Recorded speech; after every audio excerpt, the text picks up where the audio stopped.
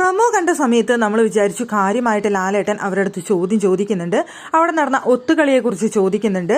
അവിടെ ലാസ്റ്റ് ഗെയിമിൽ പ്രത്യേകിച്ച് നടന്ന ഒട്ടും ഗെയിം സ്പിരിറ്റ് ഇല്ലാതെ അവർ അനീതിക്ക് അല്ലെങ്കിൽ പെങ്ങളുകുട്ടിക്ക് ഒരു പോയിന്റ് എന്നുള്ള ലക്ഷ്യം വെച്ച് അവർ ഗെയിം കളിച്ചതിനെ കുറിച്ച് കൃത്യമായി ലാലേട്ടൻ ചൂണ്ടിക്കാണിക്കും, ചോദിക്കുമെന്ന് വിചാരിച്ചു.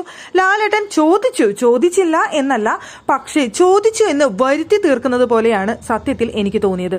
ചോദിച്ചു, പക്ഷേ അവിടെ വെറുതെ ഒന്ന് ചോദിച്ചു വിട്ടിട്ട് നന്ദനയുടെ അടുത്ത് കൃത്യമായിട്ടാണോ നന്ദന ഗെയിം കളിച്ചത്, നന്ദനയ്ക്ക് കിട്ടിയ പോയിന്റ് തന്നെയായിരുന്നോ നന്ദന എന്നൊരു ചോദ്യം മാത്രമാണ് അവിടെ കണ്ടത്. എന്നിട്ട് ആ ക്ലിപ്പിംഗ്സ് ഒന്ന് ഇട്ട് കാണിച്ചു എന്നുള്ളതാണ് യാഥാർത്ഥ്യം. സത്യം പറഞ്ഞു കഴിഞ്ഞാൽ ഭയങ്കര മോശമായിട്ടാട്ടോ എനിക്ക് തോന്നിയത്. ഇതായിരുന്നില്ല പ്രേക്ഷകർ പ്രമോ കണ്ട സമയത്ത് അവിടെ വിചാരിച്ച കാര്യം. ആ ഗെയിമിൽ നടന്നത് തെണ്ടിത്തറ ആയിരുന്നു എന്ന് അവിടെ കൃത്യമായിട്ട് ലാലേട്ടൻ പറയേണ്ട ഒരു കാര്യം തന്നെയായിരുന്നു.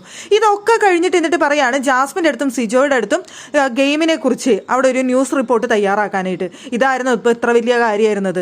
ആ റിപ്പോർട്ട് തയ്യാറാക്കിയിട്ട് വേണം പ്രേക്ഷകർക്ക് ഇത്രയും ഗെയിം കണ്ടത് മനസ്സിലാക്കാനായിട്ട്. എന്നിട്ട് അതിൽ കോമഡി എലമെന്റ് ഒക്കെ കൊണ്ടുവരാനായിട്ട്. പ്രേക്ഷകർക്ക് ഈ 9 ടാസ്കുകളും കണ്ടിട്ട് പ്രേക്ഷകർക്ക് അറിയാം അവിടെ എന്താണ് നടന്നതെന്ന്.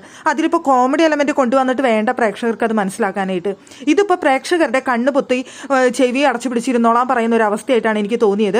ഇത്രയും അവിടെ നടന്നിട്ട് അതിനെ കൃത്യമായി ചോദ്യം ചെയ്യാതെ, അല്ലാന്നുണ്ടെങ്കിൽ അതിൽ കുറ്റപ്പെടുത്താതെ വെറുതെ പറഞ്ഞ് അവസാനിപ്പിക്കുന്നത് പോലെയാണ് എനിക്ക് തോന്നിയത്. വളരെ മോശമായി എന്നാണ് എനിക്ക് തോന്നിയ ഒരു കാര്യം.